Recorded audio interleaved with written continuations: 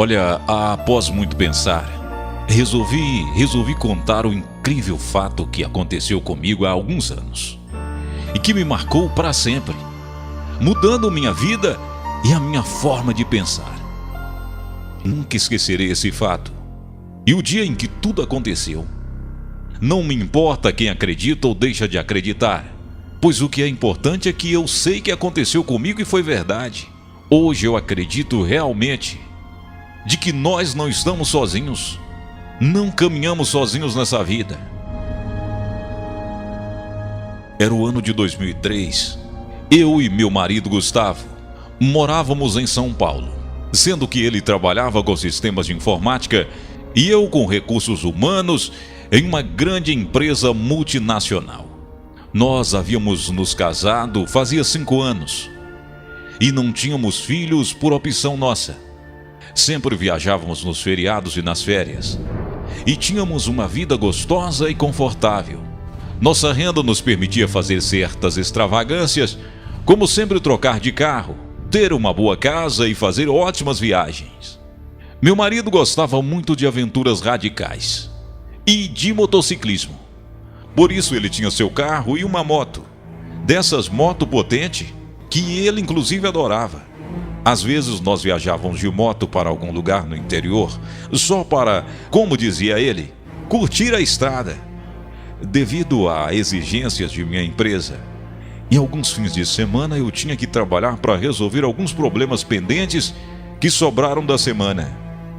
Quando isso acontecia, o Gustavo, para não ficar em casa sem fazer nada, pegava a moto e ia para alguma cidadezinha no interior, voltando só à noite.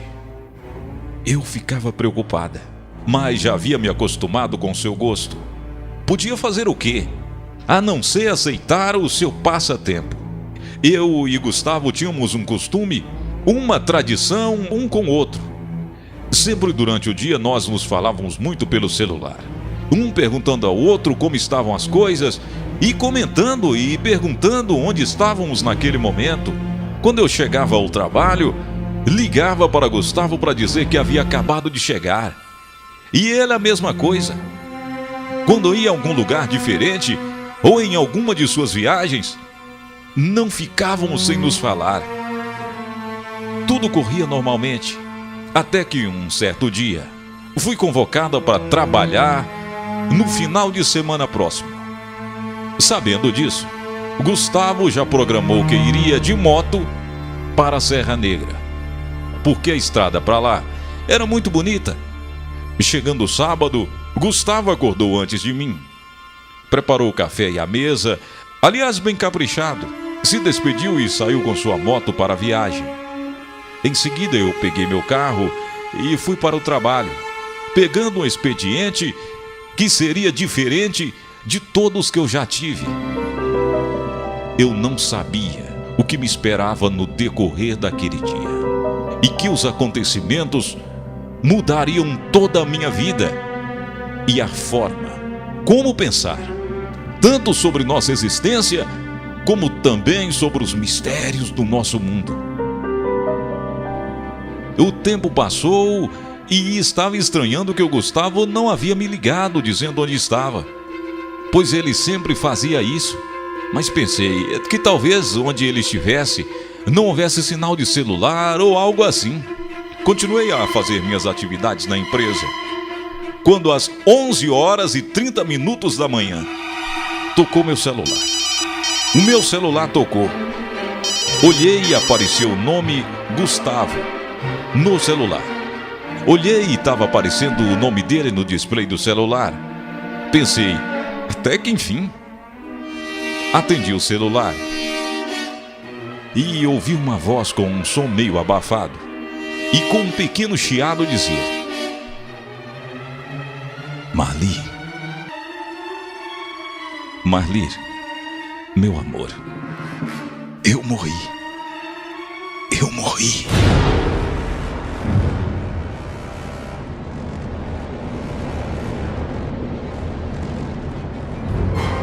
Então eu disse: é você, Gustavo? Gustavo, é você? Alô, ô Gustavo? Então a voz respondeu: desculpe, Marli. Desculpe, Marli. Não foi minha culpa. Foi o caminhão.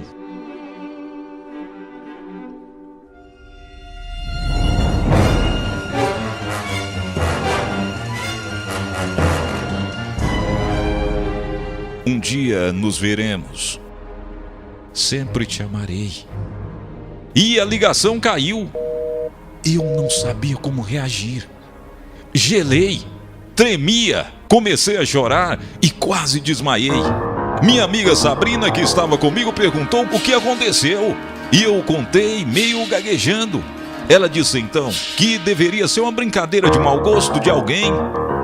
Então eu disse que era o número do celular do Gustavo. Depois daquilo, eu só pensava em saber onde estava Gustavo. Onde estava Gustavo? O que teria sido aquilo? E como ele estava? Se estava tudo bem com ele? Então liguei de volta no seu celular e nada. Caixa postal. O pânico aumentava cada vez mais dentro de mim. Mas onde procurá-lo? O único número que eu tinha de contato era o dele, mas não funcionava. Não funcionava. Meu Deus, o que fazer? O que fazer? Liguei para meus pais que moravam no interior e minha mãe me disse para ficar calma.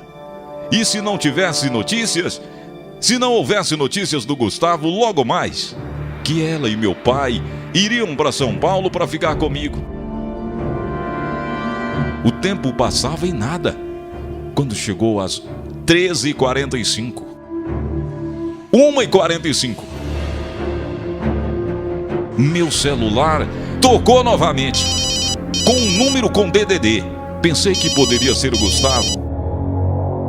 Para minha surpresa, do outro lado da linha, quem falava se dizia ser da Polícia Rodoviária Estadual de São Paulo.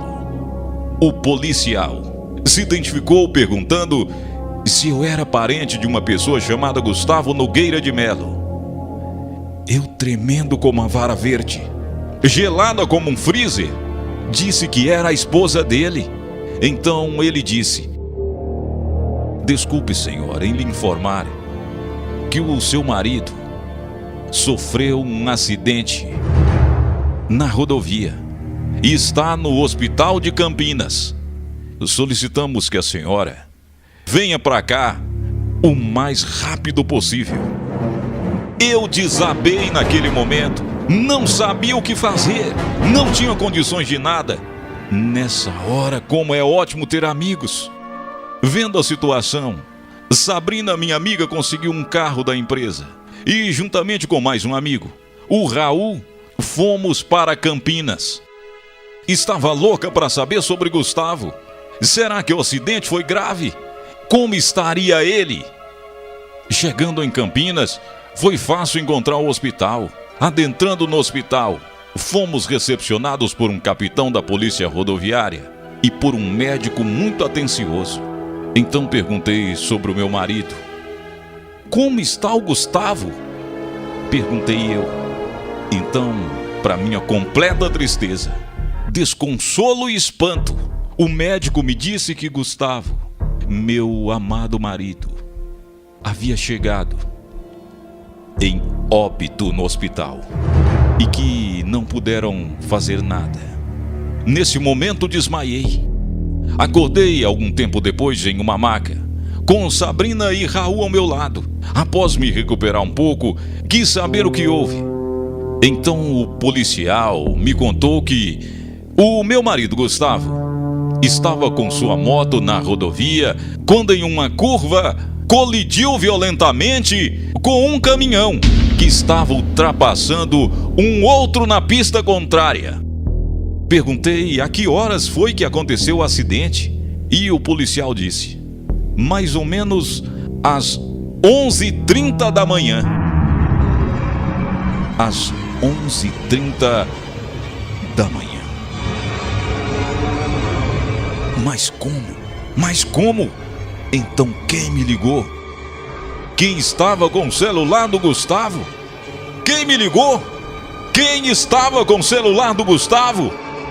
Eram tantas perguntas e dúvidas, mas eu estava completamente fora de mim. Parecia um filme tudo aquilo. Passado algum tempo, meus pais chegaram e foram fazer os preparativos para translado do corpo e o que mais seria necessário. 2 dias depois foi o sepultamento do meu querido Gustavo. Passado alguns dias, Sabrina, minha amiga, foi à minha casa fazer uma visita e entregar algo. Ela me disse que era algo desagradável, mas que era para mim. Era uma caixa. Estavam os últimos pertences de Gustavo. Quando chegou no hospital, havia seu relógio, sua carteira, umas correntes que ele usava sempre e o seu celular. Me lembrei imediatamente da ligação que havia recebido e fui conferir no celular do Gustavo para ver se foi dali que havia sido feita.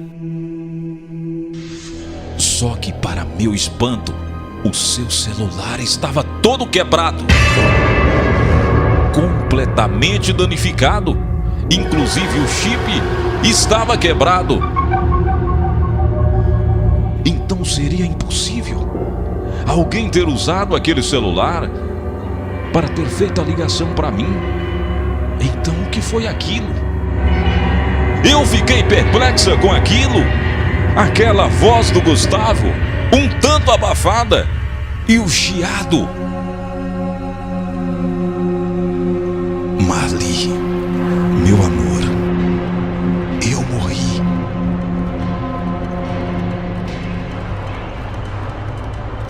O tempo passou, eu nunca mais fui a mesma. Me mudei e hoje eu moro em Los Angeles, Estados Unidos. Hoje eu trabalho em uma empresa de telecomunicações. Fui para Los Angeles, Estados Unidos. Tenho comigo ainda aquela voz na ligação dizendo: Marli, Marli, Marli, meu amor, eu morri. E desculpe, Marli, não foi minha culpa, foi o caminhão. Um dia nos veremos, sempre te amarei. Era a voz do meu querido Gustavo. Eu tenho certeza. Para mim, ele, como sempre fazia, me ligou avisando o que havia acontecido com ele e, ao mesmo tempo, fazendo uma promessa e um juramento: um dia nos veremos, sempre te amarei.